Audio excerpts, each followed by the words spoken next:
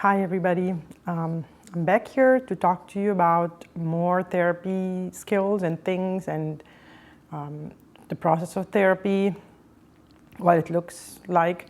I'm sure for each person is different obviously, but I believe there are some milestones that kind of accumulate many people. But anyway, what I wanted to talk to you today about is trauma and the body. The body plays a key role in trauma. When you are traumatized, the body is obviously there. So it kind of stores it because the unconscious mind lives in the body, like stores trauma in the body. So whenever we are traumatized, we have this energy that's negative that we store in the body, and we can't recognize it, so we don't know what is going on with our bodies. Something that I found that helps a lot is dancing. Dancing releases trauma, like especially if you move the hips. There are a lot of emotional negative emotions stored in the hips, so if you move the hips while dancing, it usually helps let go of some of those emotions. I feel that massage also helps, like if you get a deep tissue massage.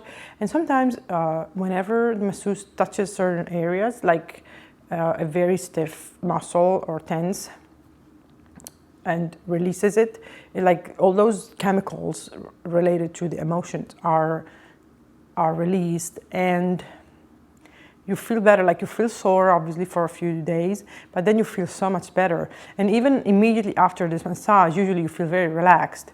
It's because all of those traumatic events. A traumatic event can also be small. It doesn't have to be like a big catastrophe.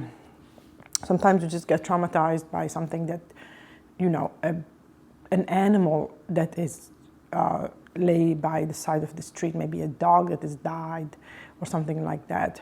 Those things triggers, some kind of emotional response. So, but yeah, in the animal kingdom, they get traumatized. Let's say they see something that they don't want to see. Like, let's think about a duck.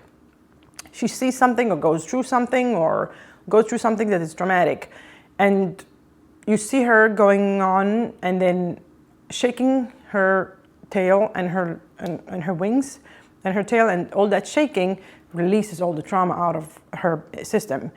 So she can go by her day normally, and that's what's supposed to happen. Like, even for us humans, we are supposed to get the trauma, shake it out and keep going with our lives. But we are not able to do that because we are not in those tribal communities. Like, for example, the tribal civilizations, like Native Indians or Native people from all over the world, they have some rituals, like some dancing or some stamping or something to do with their bodies to let go of the trauma and of the stress.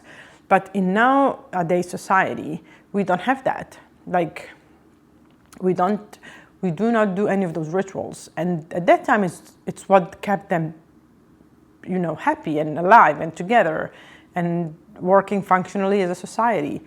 We don't have that today, and we don't have any way to let it out. Like, yes, a lot of people go to gym, and that's great, but we lost that let's do it all together as a tribe, around the fire kind of situation. So yeah, the trauma is stored in the body, and the body needs to be taken into account when we are, even when we are doing therapy. Like, we are talking about, I'm processing this, I'm processing that. I'm talking about my mother that did this and did that, or I'm talking about my father that never was there, or something like that. But we also need to put more information about, okay, this stuff happened to me, and that's okay, because we were dropped onto this planet, and you just have to come out and start learning and letting go of beliefs that your people put into you when you were little. And your job as an adult eventually is to take all of that baggage of negativity that was installed in you and slowly start picking and thinking, oh, this works, this doesn't, this other thing works, this other doesn't. Or how do I solve this? This negative emotion is linked to this. This other negative emotion is linked to that. And you can start just picking which challenges you want to work on and work with those challenges. So yeah, it's just about having the courage to look at why we are feeling in a certain way. And I feel through the body you can really do it. Sometimes dancing can also cause you to look at stuff in a way that is afterwards. Like, you don't realize that you have anything going on, you're happy and doing great, and then you start dancing and you realize afterwards you just want to cry, or after a massage you just want to cry, or you just want to have some kind of reaction. That is all because those emotions get shaken and comes to the surface from the subconscious mind.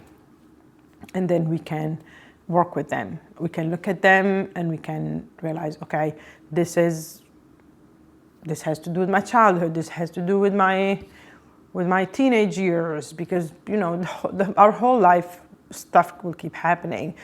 And I read somewhere something very interesting, which was pain is meant to be here, and once you feel it, if you allow the pain to be there and you allow yourself to feel it, you don't suffer, which is very paradoxical. But if you think about it, it's true, because if you sit there and let the pain come to you, or let yourself feel it, you are going to feel that sensation that you don't like, but then you accepted it, you felt it, and then it dissolves.